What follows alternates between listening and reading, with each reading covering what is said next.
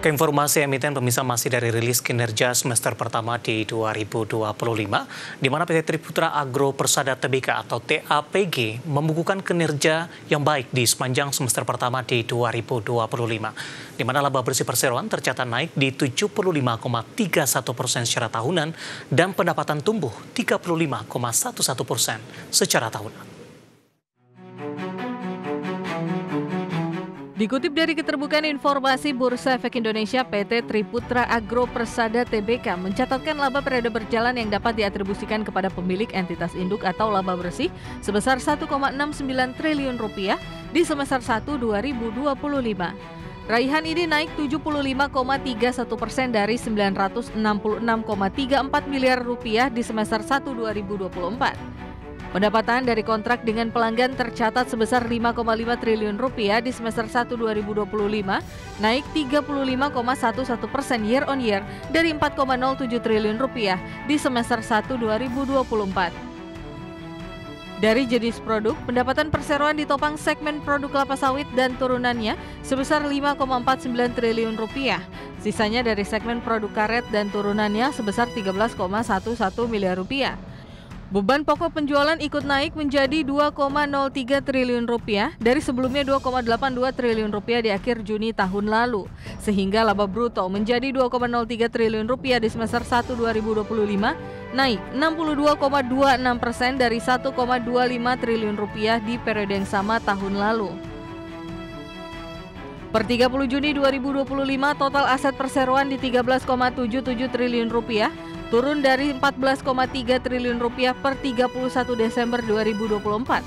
Total liabilitas perseroan Rp2,31 triliun di akhir Juni 2025, turun dari Rp3,03 triliun di akhir Desember 2024. Total ekuitas di Rp11,46 triliun, turun dari Rp11,27 triliun di akhir 2024. Perseroan memiliki kas dan setara kas akhir periode Rp936,38 miliar di akhir Juni 2025, naik dari Rp486,9 miliar di periode yang sama tahun lalu.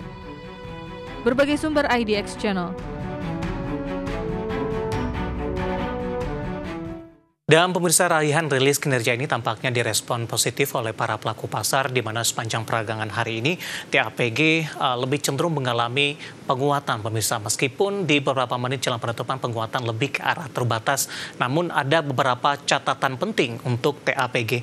Langsung saja kita ke grafis yang pertama pemirsa, kita akan coba lihat pergerakan intraday-nya di sepanjang perdagangan hari ini.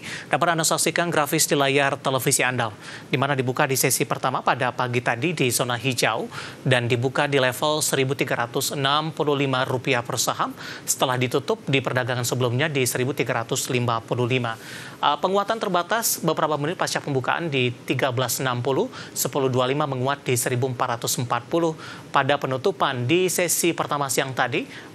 Penguatan terbatas ke 14.30. Namun di pembukaan sesi kedua, saham TAPG melesat di 1.445. Dan secara intraday ini merupakan level tertinggi kedua, karena secara intraday-nya indeks harga saham TAPG maksud saya itu sempat menguat ke level 1.455 dan ini merupakan intraday tertinggi sepanjang masa pemirsa. Kita akan coba lihat di posisi 6 bulan. Seperti apa pergerakan saham TAPG dalam beberapa waktu terakhir, di mana penguatannya sudah sangat signifikan dalam 6 bulan.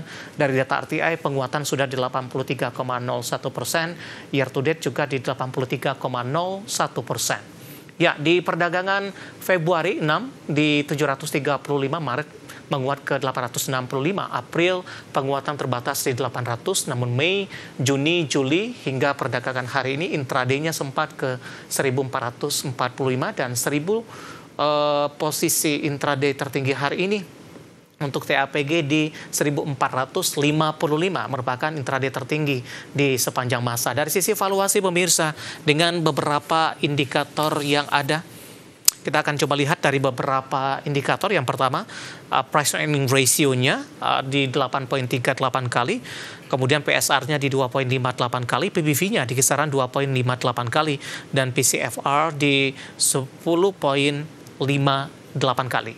Ya, kombinasi secara fundamental, teknikal, dan juga dari sisi valuasi, dan semoga bisa menjadi salah satu referensi untuk Anda. Ketopik pilihan pemirsa penguatan indeks harga saham gabungan menembus level 7.600-an turut didorong oleh sejumlah saham yang terafiliasi dengan para konglomerat tanah air. PT DCI Indonesia Tbk atau DCII memimpin jajaran saham konglomerasi dengan kenaikan di 723,57%, disusul saham DSSA dan SMMA yang melesat 78 dan 47% sejak awal tahun 2025. Penguatan indeks harga saham gabungan menembus level 7.600 turut didorong oleh sejumlah saham yang terafiliasi dengan para konglomerat tanah air. Berdasarkan data Bursa Efek Indonesia hingga Senin 28 Juli 2025, IHSG sudah naik 7,55% secara year to date ke posisi 7.614,76. Secara sektoral, teknologi menjadi yang paling kinclong dengan lonjakan 124,06%. Disusul sektor infrastruktur dan industri dasar. Lebih rinci, laju positif IHSG dimotori oleh sejumlah saham yang terafiliasi dengan para konglomerat tanah air yang menjadi top leaders pendorong IHSG secara year to date. Posisi teratas ditempati oleh PT DCI Indonesia Tbk atau DCII yang terafiliasi dengan konglomerat Antoni Salim dan Toto Sugiri. Saham emiten data center itu sudah melonjak 723,57% secara year to date. Di belakang DCII ada saham PT DSSA dan SMMA, di mana keduanya merupakan emiten di bawah naungan grup Sinarmas milik keluarga Wijaya. Saham DSSA tercatat melesat 78,11% dan SMMA naik 47,26% sejak awal tahun. Selanjutnya yakni emiten yang terafiliasi dengan Prayogo Pangestu yakni saham BRPT yang meroket 168,48%. JDIA melesat 863,16% dan TPIA yang melonjak 25,67% secara year to date. Investment analis Infovesta Utama Eki Topang menjelaskan secara umum saham-saham emiten konglomerasi menjadi penopang IHSG dalam fase bullish. Sentimen positif turut didorong oleh peluang masuknya kembali beberapa saham konglomerasi ke dalam indeks MSCI yang memperkuat ekspektasi investor. Selain itu, prospek bisnis emiten konglomerasi masih solid mengingat banyaknya sektor strategis yang mereka naungi.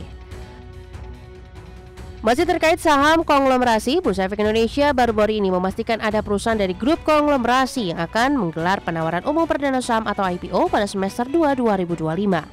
Hal tersebut dikonfirmasi langsung oleh Direktur Utama Bursa Efek Indonesia, Iman Rahman. Meski demikian, ia tidak memberikan penjelasan lebih lanjut terkait dengan perusahaan yang dimaksud karena informasi masih bersifat private. Adapun sebelumnya, Bursa Efek Indonesia melaporkan terdapat 5 perusahaan dalam pipeline pencatatan saham. Dari jumlah ini, 4 perusahaan diantaranya masuk kualifikasi aset dengan skala besar di atas 250 miliar rupiah. Berbagai sumber, IDEX Channel.